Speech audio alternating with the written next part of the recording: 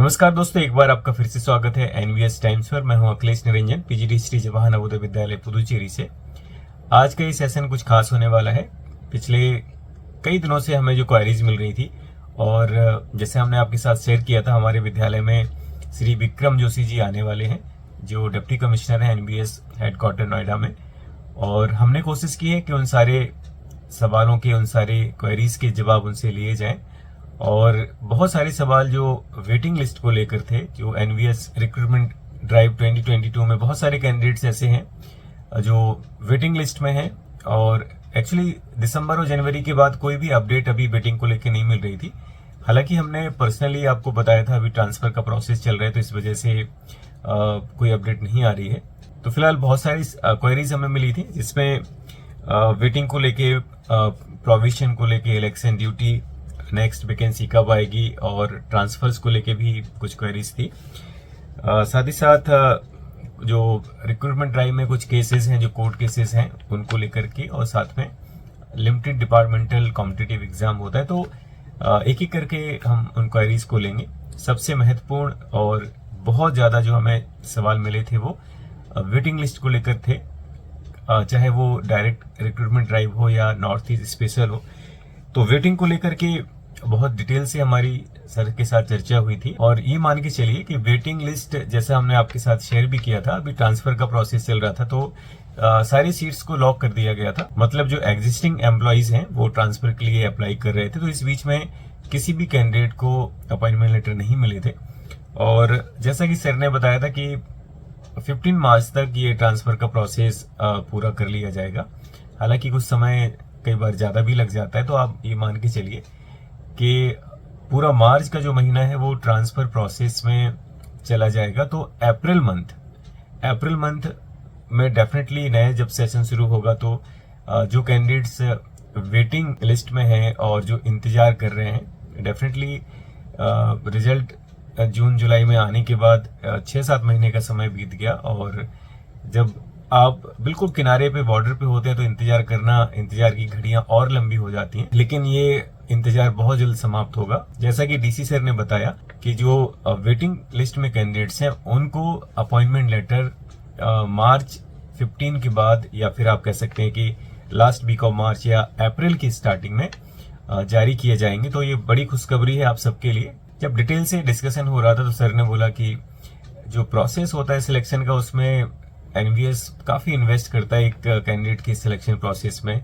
और उस प्रोसेस को पूरा करना एनवीएस की एक तरह से जिम्मेदारी भी होती है। खास बात यह है इस वेटिंग लिस्ट में, जैसे कई लोगों ने पूछा था कि कब तक ये पैनल एग्जिस्ट करेगा। मींस जो कैंडिडेट वेटिंग लिस्ट में है, क्या जो बची हुई वैकेंसीज हैं वो अगली वैकेंसीज में काउंट की जाएंगी, और अगर वो अगले में काउंट कर दी जाएंगी तो फिर क्या उनको भरा जाएगा, नहीं भरा जाएगा।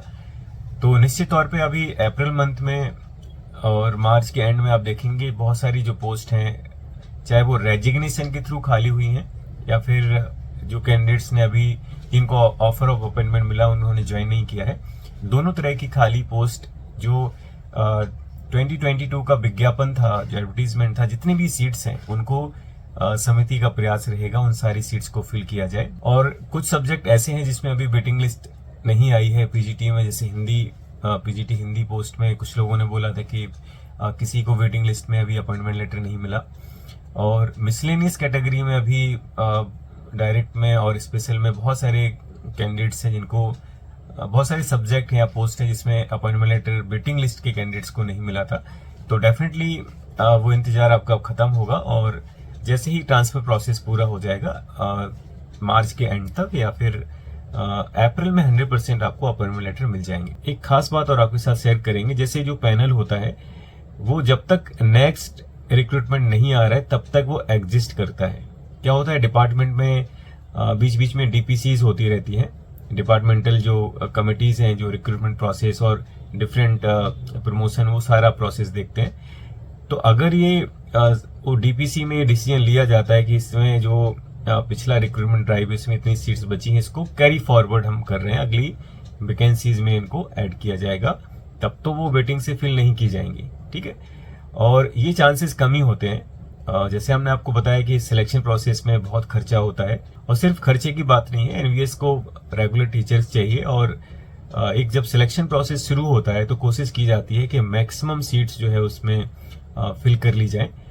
तो डेफिनेटली ये प्रोसेस जो अभी चल रहा है वो अभी और आगे चलेगा, और वेटिंग में चाहे वो स्पेशल ड्राइव हो, डायरेक्ट ड्राइव हो, जो भी पोस्ट है वो सारे कैंडिडेट्स जो वेटिंग लिस्ट में है उनको मौका मिलेगा। और 100% ये मान के चलिए मार्च एंड, और मार्च एंड में अगर पॉसिबिलिटी नहीं बनती है तो डेफिनेटली अप्रैल में आपको अपॉइंटमेंट लेटर मिल जाएंगे। तो ये एक इशू हुआ जो आपका वेटिंग लिस्ट को लेकर है, जो आपके मन में सवाल थे कि वेटिंग आएगी कि नहीं आएगी, और एग्जैक्टली ये बता पाना मुश्किल है, क्योंकि बहुत सारे कैंडिडेट्स ने ये सवाल पूछा था कि इस कैटेगरी ओबीसी में मेरी 7th रैंक है, एससी में 3rd रैंक है, क्या पॉसिबिलिटी है। तो वो एग्जैक्टली एसेस करना बड़ा मुश्किल है, और ये सारी चीजें डिपेंड करती हैं कितने कैंडिडेट्स ने रिजाइन किया, कितने कैंडिडेट्स ने ज्वाइन नहीं किया किस कैटेगरी में।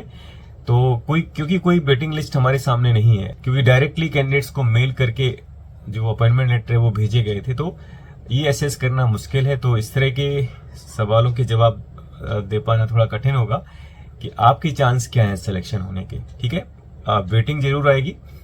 अगर आपकी कैटेगरी में जो आपकी वेटिंग है उतने कैंडिडेट्स ने अगर जॉब ज्वाइन नहीं की है या रिजाइन किया है तो डेफिनेटली आपको मौका मिल जाएगा। सेकंड जो इशू है वो प्रोविजन को लेके है कि अगर प्रोविजन पीरियड में कोई कैंडिडेट लीव लेता है, एक्स्ट्रा ऑर्डिनरी लीव जिसको EOL कहते हैं, या मेडिकल लीव, CCL लीव, या किसी भी तरह की लीव अगर वो लंबे समय की छुट्टी लेना चाहता है तो इसके क्या कॉन्सिक्वेंसेस होते हैं। तो डेफिनेटली प्रोविजन एक बड़ा मैटर नहीं होता है, फिर भी जो एक अपडेट है मैं आज जो मिली वो ये है कि अगर आपकी सर्विस का प्रोविजन पीरियड का आपने 75% पूरा कर लिया है, तो 75% टाइम पीरियड अगर आपका पूरा हो गया तो कोई भी आप लंबी छुट्टी लेते हैं तो आपका प्रोविजन एक्सटेंड नहीं होगा। अगर वो छुट्टी आपकी 75% से कम है तो जितने समय की आप छुट्टी ले रहे हैं उतने समय तक वो प्रोविजन एक्सटेंड कर दिया जाएगा। जैसे मान के चलिए अगर आपने 2 साल के समय में केवल 1 साल ही सर्विस की है, उसके बाद आप CCL पे या मेडिकल लीव पे एक लंबी छुट्टी पे आप चले जाते हैं, तो डेफिनेटली जितने समय के लिए आपने छुट्टी ली है उतने समय तक आपका प्रोविजन आगे एक्सटेंड होगा। लेकिन प्रोविजन बढ़ने से कोई आपका नुकसान नहीं होगा, केवल प्रोविजन में जो समय सीमा वो बढ़ जाएगी और उतने समय के बाद आप एक रेगुलर एम्प्लॉइज बन जाते हैं, तो इसमें कोई प्रॉब्लम नहीं। तीसरी जो क्वेरी हमें मिली थी वो इलेक्शन ड्यूटी को लेके था, क्योंकि 1 मई से मैक्सिमम JNVs में समर हॉलीडेज हो जाएंगे, और हालांकि इलेक्शन प्रोसेस जैसे लग रहा है पिछले 2 इलेक्शन हुए थे, अप्रैल मंथ में शुरू हो जाएगा। तो अगर आपके यहाँ कोई फेज मई मंथ में पड़ता है, मई के 1st वीक या 2nd वीक में पड़ता है, जो बहुत ज्यादा चांसेस हैं कि मई के 1st वीक में हो सकता है कि इलेक्शन खत्म भी हो जाए और 10 मई तक खत्म हो जाए, ऐसे कुछ वो तो इलेक्शन की डेट्स आने पे पता चलेगा। लेकिन ऐसा कोई एग्जाम्शन का भी कोई गारंटी नहीं है कि हमारी इलेक्शन में ड्यूटी नहीं लगेगी। बहुत सारे जो हमारे नवोदय के एम्प्लॉयज हैं वो इलेक्शन ड्यूटी करते आए हैं। तो हालांकि एक रिप्रेजेंटेशन हर एक स्कूल से भेजा गया था, तो वो एग्जाम्शन मिलेगा कि नहीं मिलेगा अभी कोई कंफर्मेशन नहीं है, फिर भी मेंटली आप तैयार रहिए। लकीली अगर आपका इलेक्शन में ड्यूटी लगती है और वो फेज अप्रैल मंथ में पड़ता है तो कोई समस्या नहीं है, अदरवाइज अगर वो मई मंथ में होगा तो आपको वो ड्यूटी करनी पड़ेगी। 4th क्वेश्चन है नेक्स्ट वैकेंसी को लेके। तो पहले ही वैकेंसी का प्रोसेस पूरा हो जाएगा, तो अभी हाल फिलहाल आसार नहीं लग रहा है कि बहुत जल्दी वैकेंसी आएगी। अगर कोई नई वैकेंसी आएगी वो 2025 में ही आने वाली है। तो इस साल ईयर एंड में अगर संभावना हुई तो ईयर एंड तक, अदरवाइज नेक्स्ट ईयर ही आप उम्मीद कर सकते हैं नई वैकेंसी को लेके, क्योंकि जो पिछला वैकेंसी का प्रोसेस है वो अभी तक पूरा नहीं हुआ है, और वो कंप्लीट होने के बाद ही डेफिनेटली हेडक्वार्टर पूरा असेसमेंट करता है कितनी वैकेंसीज खाली हैं, किस रीजन में कितनी पोस्ट खाली है। तो उसमें भी 1-2 महीने का समय लग जाता है और उससे भी ज्यादा समय लग जाता है। तो 2024 के एंड तक आप एक्सपेक्ट कर सकते हैं कि कोई वैकेंसी आ जाए। एक और क्वेरी है वो ट्रांसफर को लेके है। जैसे बहुत सारे कैंडिडेट्स ने अभी रिसेंटली एनवीएस को ज्वाइन किया है और उनका सवाल बड़ा इंटरेस्टिंग सवाल है। हालांकि एनवीएस की जो ट्रांसफर पॉलिसी 2021 है उसके हिसाब से हर एक जो न्यू रिक्रूटरी है उसको 2 साल का लॉक इन पीरियड पूरा करना पड़ता है, उसके बाद ही वो उसका ट्रांसफर होता है। फिर भी कुछ कैंडिडेट्स ये जानना चाह रहे थे कि अगर हमने वेरी हार्ड स्टेशन में अप्लाई किया है, प्लेन से हार्ड या वेरी हार्ड स्टेशन में, तो क्या हमें ट्रांसफर मिल सकता है। तो ये मान के चलिए कि ट्रांसफर के चांसेस बिल्कुल नहीं है, क्योंकि ये सॉफ्टवेयर बेस्ड होता है और डेफिनेटली आपको 2 साल, जो आपका अभी कट ऑफ डेट 31 जुलाई है, अगर 31 जुलाई तक आपके 2 साल पूरे हो रहे थे तो डेफिनेटली आपका ट्रांसफर होगा। और जो जिन्होंने नया ज्वाइन किया तो उनके तो अभी 2 साल नहीं हो पाए हैं, तो फिलहाल आपका इस साल ट्रांसफर होने के चांसेस नहीं है और 2 साल की सर्विस के बाद ही आपका ट्रांसफर होगा। देन अगला क्वेश्चन था वो LDCU को लेके है कि लिमिटेड डिपार्टमेंटल कॉम्पिटिटिव एग्जाम, तो वो पॉसिबिलिटी आपकी बन रही है जून जुलाई में। और जो डिपार्टमेंटल एग्जाम होता है, जैसे आपको पता है, ये जिन्होंने नया ज्वाइन किया उनके लिए ये क्वेश्चन नहीं है। हालांकि जो कुछ साल की सर्विस कर चुके हैं समिति में, तो उनके लिए एक मौका होता है डिपार्टमेंटल एग्जाम के थ्रू प्रमोशन लेने का। तो वो promotions definitely time to time vacancies आती रहती हैं। और जैसे हमने अपने खुद के प्रमोशन के लिए बात की थी कि PGT से वाइस प्रिंसिपल बनने की जो एलिजिबिलिटी है वो 3 साल की है और वो समय हमारा पूरा भी हो गया है।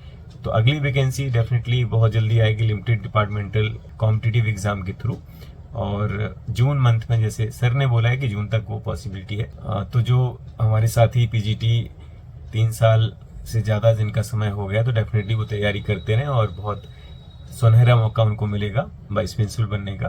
तो ये सारी क्वेरीज थी, और स्पेशली जो वेटिंग लिस्ट को लेके क्वेरी थी, तो आप बिल्कुल उम्मीद रखिए। आप अगर बॉर्डर पे हैं और आपकी कैटेगरी में अगर उतनी सीट्स खाली है तो डेफिनेटली आपको मौका मिलेगा।